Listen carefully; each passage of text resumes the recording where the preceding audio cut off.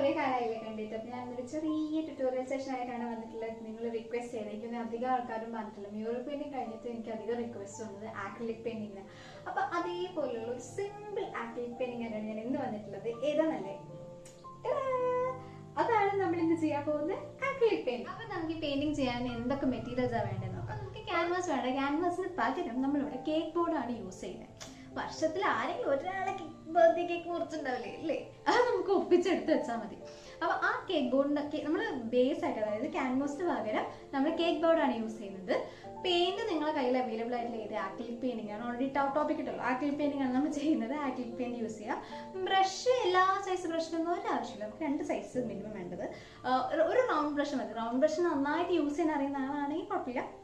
പക്ഷെ ഭയങ്കര ബിഗിനറാണ്, ഞങ്ങളിപ്പോൾ ഭയങ്കര ആഗ്രഹമുണ്ട് ചെയ്യാൻ, പക്ഷെ ഞങ്ങളിപ്പോൾ തുടങ്ങുന്നേ ഉള്ളൂ ഉള്ള ആൾക്കാരാണെന്നുണ്ടെങ്കിൽ നിങ്ങൾ ഒരു റൗണ്ട് ബ്രഷും കുറച്ച് വലിയ സൈസ് 4 or 5 or 6 ഇതിനകത്ത് കുറച്ച് വലുപ്പമുള്ള ഒരു റൗണ്ട് ബ്രഷും ഒരു ഡീറ്റെയിൽ ബ്രഷും, ഇതാണ് നമ്മുടെ റിക്വയർമെന്റ്. പിന്നെ പെയിന്റ് ചെയ്യാനുള്ള കപ്പും പാട്ടയും വെള്ളമൊക്കെ നിങ്ങൾ എടുത്ത് റെഡിയാക്കി വെക്കാം.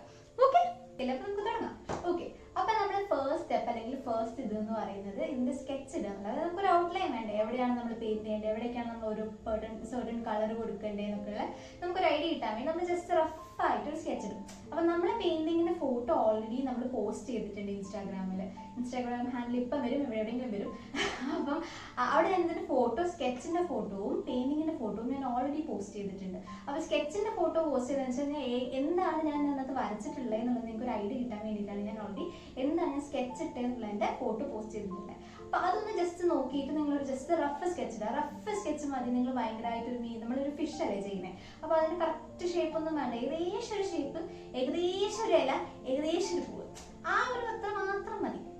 കാരണം നമുക്ക് കളർ അടിക്കും, കാരണം വൈറ്റ് അല്ലേ. അപ്പം വൈറ്റിന് നമ്മൾ ബ്ലാക്ക് കൊണ്ട് അടിച്ച് പിന്നെ അതിനെ വൈറ്റ് ആക്കി എടുക്കാനായിട്ട് ബുദ്ധിമുട്ടുണ്ടാവില്ല. അപ്പൊ അത് ഒഴിവാക്കാൻ വേണ്ടി ജസ്റ്റ് ഏകദേശം നമുക്കൊരു പൊസിഷൻ അറിയാൻ വേണ്ടിയിട്ട് മാത്രം ഇത് ചെയ്യാം.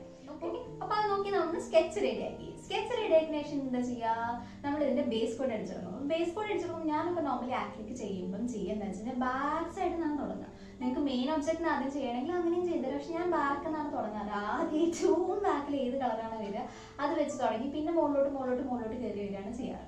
അപ്പൊ ഇവിടെ ഞാൻ അത് തന്നെയാണ് ചെയ്യുന്നത്. അപ്പൊ നമ്മൾ ബേസ് ആയിട്ട് ബ്ലൂ ആണ് യൂസ് ചെയ്തത്. അതായത് വെള്ളം ഡിപ്പിക്ട് ചെയ്യാൻ വേണ്ടിയിട്ട് ബ്ലൂ കളറാണ് യൂസ് ചെയ്തിട്ടുള്ളത്. അപ്പം ഇത് നിങ്ങൾ പെർട്ടിക്കുലർ ആയിരിക്കും, നമ്മൾ കുറച്ച് അബ്സ്ട്രാക്ട് ആയിട്ടാണ് ഈ ആക്രിലിക് പെയിന്റിങ് ചെയ്യുന്നത്. അപ്പൊ നിങ്ങൾക്ക് തോന്നുന്ന പോലെ അടിക്കാം. അത് ജസ്റ്റ് എല്ലാ കളറും ഒന്ന് മിക്സ് ചെയ്ത് ബ്രഷ് ചെയ്ത് നിന്ന് ഫുള്ള് അപ്ലൈ ചെയ്ത് പരത്തി വെക്കുക. ഇതിന്റെ മുകളിലാക്കി കേക്ക് സ്റ്റുഡിയോന്റെ പ്രിന്റിലാണ് കൊണ്ട് കുറച്ച് കട്ടിക്ക് എനിക്ക് യൂസ് ചെയ്യേണ്ടി വന്നു. അപ്പം കാരണം അത് ഫുള്ളൊന്ന് കവറായി കിട്ടാൻ വേണ്ടിയിട്ട്. അപ്പൊ അത് ജസ്റ്റ് ഞാനിവിടെ 3-4 നമ്മുടെ കയ്യിൽ ആക്രിലിക്കിലുള്ള എല്ലാ ബ്ലൂ ഷെയ്ഡ്സ്, എൻ്റെ കയ്യിലുള്ള ബ്ലൂ ഷെയ്ഡ്സ് ഒക്കെ ഞാൻ എടുത്ത് മിക്സ് ചെയ്തിട്ടുണ്ട്. അപ്പൊ നമ്മൾ ഞാൻ ആദ്യം ഡാർക്ക് വെച്ച് കൊടുത്തു. പിന്നെ അതിനകത്തേക്ക് പെട്ടെന്ന് ഡ്രൈ ആവില്ലല്ലോ, അപ്പൊ അതിനകത്തേക്ക് തന്നെ വേറെ ഒരു ബ്ലൂ ടർക്കോയ്സ് പോലത്തെ ഒരു ബ്ലൂ കൂടി, അതിനകത്തേക്ക് ബ്ലൂ ഗ്രീൻ പോലത്തെ ഒരു കളർ കൂടി ആഡ് ചെയ്തു. നിങ്ങൾ ഇന്ന പെർട്ടിക്കുലർ ബ്ലൂ എന്നൊന്നും പറഞ്ഞ് നിങ്ങൾ നിൽക്കണ്ട, നിങ്ങളുടെ കയ്യിൽ ഏത് ബ്ലൂ ഉണ്ടോ അത് യൂസ് ചെയ്യാം. ഓക്കെ, അതിന്റെ കൂടെ ജസ്റ്റ് ഡ്രൈ ആവുന്നതിന് മുന്നേ കുറച്ച് വൈറ്റും കൂടി ബ്ലെൻഡ് ചെയ്തിട്ട് ജസ്റ്റ് ഒന്ന് ബ്രഷ് കൊണ്ട് മൂവ് ചെയ്ത് കൊടുത്തു. പെർട്ടിക്കുലർ ടെക്നിക്ക് ഒന്നുമല്ല, നമ്മൾ ജസ്റ്റ് ബ്രഷ് എടുത്തിട്ട് അങ്ങോട്ടും ഇങ്ങോട്ടും അടിക്കില്ല, അതേപോലെ അടിച്ചടിച്ച് എടുത്തിട്ടുള്ളൂ.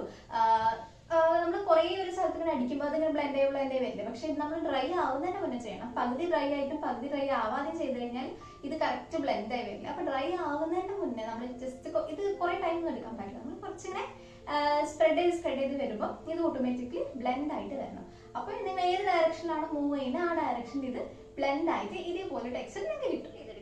സോ അത് കഴിഞ്ഞ് കഴിഞ്ഞാൽ നമ്മൾ അടുത്തത് തന്നെ അടുത്തൊരു നമ്മൾ സബ്ജക്ട് പെയിന്റ് ചെയ്യാനുള്ള ഫിഷിനെയാണ്. ഫിഷും ഫ്ലവറും ആ ഒരു ലീഫുമാണ് പിന്നുള്ളത്. അപ്പോൾ ഫിഷിന്റെ ബേസ് കളർ എന്താണെന്ന് നോക്കുക. ഫിഷിന് നമ്മൾ വൈറ്റ് ആണ് കൊടുത്തിരുന്നത്. വൈറ്റിന്റെ മുകളിൽ നമ്മൾ ഡീറ്റെയിൽ ആണ് കൊടുത്തിരിക്കുന്നത്. അപ്പോൾ ഇതിനകത്ത് ഡീറ്റെയിൽസ് നമ്മൾ ഓൾമോസ്റ്റ് ഫ്രീ ഹാൻഡ് വെച്ച് ചെയ്യാൻ പറ്റുന്ന പോലത്തെ ഡീറ്റെയിലിംഗ് ആണ് എടുത്തിട്ടുള്ളത്. കാരണം ആ പാറ്റേണും ആ ഫിഷിന്റെ മുകളിൽ വരുന്നൊന്നും നമ്മളിങ്ങനെ കറക്റ്റ് ഈ ഷേപ്പ് തന്നെ അമീബേന്റെ ഇങ്ങനത്തെ ഷേപ്പ് ഒന്നുമില്ല. ഫ്രീ ആയിട്ട് നമുക്ക് ഏത് പാച്ച് വേണോ, ഏത് കളർ വേണോ, നിങ്ങളെ ചോയ്സ് അനുസരിച്ച് നിങ്ങൾക്ക് യൂസ് ചെയ്യാം.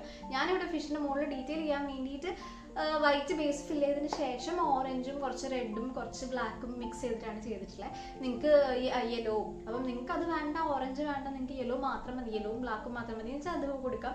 ബ്ലാക്കും വൈറ്റും മാത്രം മതി വെച്ചാൽ അത് കൊടുക്കാം. റെഡ് മാത്രം മതി അത് കൊടുക്കാം. സോ അത് നിങ്ങളെ ചോയ്സ് ആണ്, നിങ്ങൾക്ക് ഏതാണ് പ്രിഫർ ചെയ്യുന്നത്. സോ അത് വെച്ചിട്ട് നിങ്ങൾക്ക് ഫില്ല് ചെയ്യാം. സോ ആ പാച്ചിനൊന്നും പ്രത്യേകിച്ച് ഷേപ്പ് ഇതൊന്നുമില്ല. നമ്മൾ ഈ ബേസ് വൈറ്റ് കളർ ഫില്ല് ചെയ്ത് കഴിഞ്ഞ് കഴിഞ്ഞാൽ നിങ്ങൾക്ക് ഈ പാച്ച് ആഡ് ചെയ്യാം. അപ്പോൾ നമ്മളിവിടെ നിങ്ങൾക്ക് കാണാം ആ ഒരു ഷേപ്പ് നമ്മൾ ബോഡി മാത്രമാണ് വൈറ്റ് ഫില്ല് ചെയ്തത്, ബാക്കി ടെയിലും ഫിൻസും വരേണ്ടത് അങ്ങനെ തന്നെ വെച്ചിട്ടുണ്ട്. അപ്പോൾ ഇതിനകത്ത് കുറച്ച് തിക്കായിട്ട് വൈറ്റ് പെയിൻറ്റ് എടുത്തിട്ട് ജസ്റ്റ് ഇനീഷ്യലി കുറച്ച് പ്രഷർ കൊടുത്തിട്ട് പിന്നെ ജസ്റ്റ് ഒന്ന് പുൾ ഔട്ട് ചെയ്യാം. അപ്പോൾ അത് ഫ്രീ ആയിട്ട് ചെയ്യുക. അപ്പോൾ എന്താവും, നമ്മൾ ആദ്യം ഇനീഷ്യലി ഫോഴ്സ് കൊടുത്ത സ്ഥലത്ത് കുറച്ച് നല്ല തിക്കായിട്ടും ടുവേർഡ്സ് എൻഡ് കുറച്ച് ഫ്രീ ആയിട്ട് സെമി ട്രാൻസ്പെറൻറ്റ് ആയിട്ടാണ് കിട്ടുക. അപ്പോൾ നമുക്ക് ഈ ഒരു ഫിഷിൻ്റെ ഫിൻ എന്ന് പറയുമ്പം ഓൾമോസ്റ്റ് സെമി ട്രാൻസ്പെറൻറ്റ് ആയിട്ടല്ലേ ഉണ്ടാവുക. അപ്പോൾ ആ ഒരു എഫക്റ്റ് കിട്ടാൻ വേണ്ടിയിട്ടാണ്. പിന്നെ നിങ്ങൾ നോക്കുമ്പോൾ ഇതിൻ്റെ ഷേപ്പ് അത്ര കറക്റ്റ് അല്ല. അപ്പം ഞാനത് ജസ്റ്റ് ബ്ലൂ യൂസ് ചെയ്തിട്ട് ഇതിനെ കുറച്ചൊന്ന് ഷേപ്പ് ആക്കി എടുക്കുന്നുണ്ട്. ഓക്കെ, അപ്പോൾ ഇത് ഭയങ്കര സിമ്പിളാണ്. ജസ്റ്റ് എന്താ പറയുക, പുറത്തേക്ക് കുറച്ച് വൈറ്റൊക്കെ ആയി പോയിട്ടുണ്ട് എന്നുണ്ടെങ്കിൽ നമ്മൾ ഫില്ല് ചെയ്തപ്പോൾ ഒന്നും പ്രോപ്പർ ആയിട്ടില്ല എന്നുണ്ടെങ്കിൽ അതൊന്ന് സ്ട്രെയിറ്റ് ആക്കി എടുക്കുക എന്നുള്ളത് മാത്രമേ ഉള്ളൂ. ബാക്കി ത്രൂ ഔട്ട് ബാക്കി ഫിന്നുകളും ഇതേപോലെ ഇനീഷ്യലി കുറച്ച് നല്ല തിക്കായിട്ട് അടിച്ചിട്ട് ലാസ്റ്റിലേക്ക് കുറച്ച് ജസ്റ്റ് ഒന്ന് ഫ്രീ ആക്കി വിടാം. അപ്പം കുറച്ച് ഫ്ലോയി ആയിട്ടുള്ള സെമി ട്രാൻസ്പെറൻ്റ് ആയിട്ട് ഫീൽ ചെയ്യുന്ന നമുക്ക് ഫിന്നും എന്താ പറയുക ടെയിലും ഒക്കെ എളുപ്പത്തിൽ കിട്ടും. ജസ്റ്റ് അടുത്ത നമ്മൾ ഒബ്ജക്റ്റ് ലീഫാണ്. അപ്പോൾ ലീഫ് ഇതേപോലെ ഒരു ഗ്രീൻ ചൂസ് ചെയ്യുക. ഗ്രീനിൻ്റെ കൂടെ കുറച്ച് ബ്ലൂ, കുറച്ച് ഡാർക്ക് ആയിട്ടുള്ള ഒരു ബ്ലൂ ചൂസ് ചെയ്യുക. അതിൻ്റെ ഒരു ഷെയ്ഡ് അല്ലെങ്കിൽ ഒരു വാല്യൂ ഡിഫറൻസ് കൊണ്ടുവരാൻ വേണ്ടിയിട്ട്. സോ നമ്മൾ ആ ഫ്ലവർ നിൽക്കുന്ന ഭാഗത്ത് അതിന് കുറച്ച് ഷാഡോ ഉണ്ടാവും എന്നുള്ള രീതി കൺസിഡർ ചെയ്തിട്ട് അവിടെ കുറച്ച് ഡാർക്ക് കളർ കൊടുത്തിട്ട് പുറത്തേക്ക് നമ്മൾ ലൈറ്റ് ആയിട്ടുള്ള അല്ലെങ്കിൽ സാപ്പ് ഗ്രീൻ മറ്റേ കുറച്ച് ബ്രൈറ്റ് ആയിട്ടുള്ള ലൈറ്റ് ഗ്രീൻ പോലത്തെ കളർ ആഡ് ചെയ്യുക. അതിന് കുറച്ചും കൂടി ഔട്ട്സൈഡർ അറ്റത്തേക്ക് വരുമ്പോൾ കുറച്ചും കൂടി ലൈറ്റ് റിഫ്ലക്ട് ചെയ്യും, അല്ലെങ്കിൽ ലൈറ്റ് അതിൻ്റെ മുകളിൽ വീഴുന്നുണ്ടെന്നുള്ള കണക്കാക്കിയിട്ട് കുറച്ച് യെല്ലോ അല്ലെങ്കിൽ വൈറ്റ്, നിങ്ങൾക്ക് ഏത് ടോണിലേക്കാണ് അത് കൊണ്ടുവരേണ്ടത് വെച്ചാൽ ആ കളർ ആഡ് ചെയ്ത് കൊടുക്കുക. സോ ഇതൊക്കെ ഫ്രീ ആയിട്ടാണ് നമ്മൾ ചെയ്യുന്നത്, അല്ലാണ്ട് ഇന്ന ഷേപ്പ് ഡിഫൈൻഡ് ആയിട്ടൊന്നും ഇല്ല. നമ്മൾ ജസ്റ്റ് റഫ് ആയിട്ടാണ് ഈ പാച്ചുകൾ ആഡ് ചെയ്ത് കൊടുക്കുന്നത്.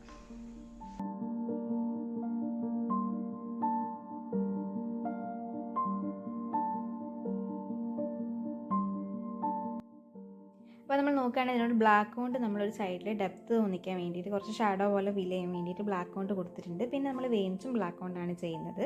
അതിന് ജസ്റ്റ് ടോപ്പ് ചെയ്യാൻ വേണ്ടിയിട്ട് വൈറ്റ് വെച്ചിട്ട് നിങ്ങൾക്ക് ഇതേപോലെ തന്നെ ഇതേ ബ്രഷ് യൂസ് ചെയ്യുക, അല്ലെങ്കിൽ ഡീറ്റെയിൽ ബ്രഷ് യൂസ് ചെയ്തിട്ട് ചെയ്യാം. പിന്നെ യെല്ലോ യൂസ് ചെയ്തിട്ട് കുറച്ചൊന്ന് ഹൈലൈറ്റ് ചെയ്യാൻ വേണ്ടി അല്ലെങ്കിൽ എടുത്തേക്കാൻ വേണ്ടി യെല്ലോ വെച്ചിട്ടൊരു പാച്ചും ചെയ്യാം. ഇനി നമ്മൾ ഫ്ലവർ ചെയ്യുന്നത് ഇതാണ്. ഈ ഒരു പാർട്ട് മാത്രമാണ് നിങ്ങൾ ഒന്നൊരു പ്രാവശ്യം കൂടി ചിലപ്പോൾ കാണേണ്ടി വരും എന്താണ് കറക്റ്റ് ചെയ്തതെന്ന് മനസ്സിലാക്കാൻ വേണ്ടിയിട്ട്. അപ്പം ബേസ് ഫില്ല് പോലെയാണ് ഇതും ചെയ്യുന്നത്. അപ്പം നിങ്ങൾക്ക് ഇവിടെ ഞാൻ അതേ വൈറ്റ് ജസ്റ്റ് അപ്ലൈ ചെയ്യുന്നുള്ളൂ. ഈ ഷേപ്പ് ഒന്നും നോക്കണ്ട. അതിനകത്ത് മിക്സിംഗ് പാലറ്റിൽ വെറുതെ കളർ കളയണ്ടല്ലോ എന്ന് ഞാൻ ഡയറക്റ്റ് ഇതിനകത്ത് മിക്സ് ചെയ്യാൻ വേണ്ടി ഇതിനകത്തേക്ക് വൈറ്റ് ആക്കിയെന്നേ ഉള്ളൂ. ഇനി ഇതിനകത്തേക്ക് കുറച്ച് ക്രിംസണോ അല്ലെങ്കിൽ നിങ്ങൾക്ക് കയ്യിലുള്ള റെഡ് യൂസ് ചെയ്തിട്ട് അപ്ലൈ ചെയ്ത് മിക്സ് ചെയ്തെടുക്കാം. ബേസ് ഫില്ലാണ്. അപ്പോൾ നിങ്ങൾക്ക് ബേസ് ഫിൽ അതിനെ കൊണ്ട് തന്നെ ഞാൻ ആദ്യം ലൈറ്റ് കളർ ഇത് കൊടുക്കാമെന്ന് വിചാരിച്ചത്. പിന്നെ എനിക്കൊന്ന് കുറച്ചും കൂടി ബ്രൈറ്റ് ആയിട്ടുള്ളതാണ് നല്ലതെന്ന് വിചാരിച്ചത്. എനിക്ക് കുറച്ചും കൂടി ഡാർക്ക് ആക്കി എടുക്കുന്നുണ്ട്. അപ്പോൾ നിങ്ങൾക്ക് വേണമെങ്കിൽ കുറച്ചും കൂടി ഇതിൻ്റെ തൊട്ട് ഡാർക്ക് ഷെയ്ഡിൽ ഡാർക്ക് വാല്യൂവിൽ ബേസ് ഫിൽ അപ്ലൈ ചെയ്തെടുക്കാം. എന്നിട്ട് ഇതുപോലെ പെറ്റൽസ് ജസ്റ്റ് റഫായിട്ട് വരച്ചെടുക്കുക. അപ്പോൾ ഇതൊന്ന് വേണം പോസ് ചെയ്തിട്ട് നിങ്ങൾ നോക്കിക്കോ.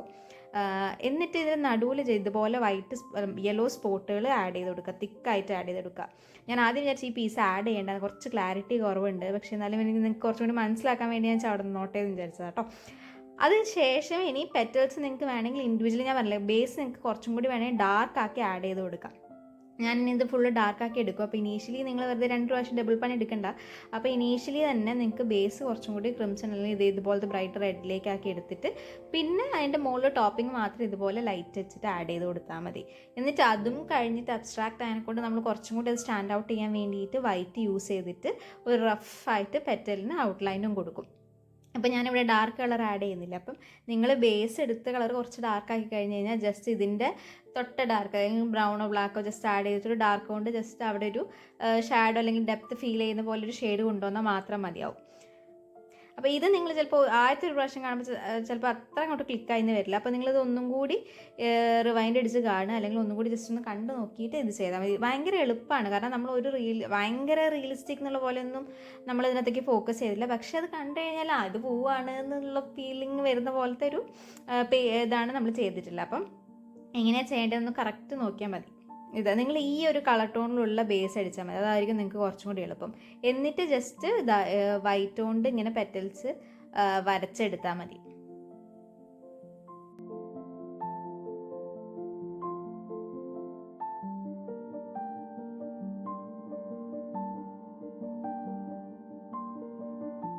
അപ്പോൾ പിന്നെ ഇതിനകത്ത് ലാസ്റ്റ് ആയിട്ട് ചെയ്യാനുള്ള ഇതിനകത്ത് കുറച്ച് അവസാനമുള്ള ഒരു ഫിനിഷിങ് ടച്ച് ഇല്ലേ, ഇതിൻ്റെ കണ്ണ് പിന്നെ ചെറിയ ചെറിയ സ്പാർക്കിൾ ഇവിടെ അവിടെ ഇവിടെയൊക്കെ ആയിട്ട് അതിന് നമ്മൾ ഗോൾഡൻ കളറാണ് യൂസ് ചെയ്യുക. പക്ഷേ ആക്രിലിക്കിന് തന്നെ മെറ്റാലിക് ഷെയ്ഡില്ലേ ഗോൾഡൻ, കുറച്ച് അതിനെ കൊണ്ട് ചെറിയ ചെറിയ എന്താ പറയുക, അത് നമ്മൾ ബ്രഷാണ് യൂസ് ചെയ്യുന്നത്. കയ്യിൽ കുറച്ച് അങ്ങനെ അവിടെ ഒന്ന് സ്പ്രെഡ് ചെയ്ത് കൊടുക്കുക, കുറച്ചൊരു തിളക്കത്തിന് വേണ്ടിയിട്ട്. അങ്ങനത്തെ ഒരു ഫൈനൽ ടച്ച്. നിങ്ങൾക്ക് അതില്ലാന്നുണ്ടെങ്കിൽ അത് ചെയ്യണ കുഴപ്പമില്ല.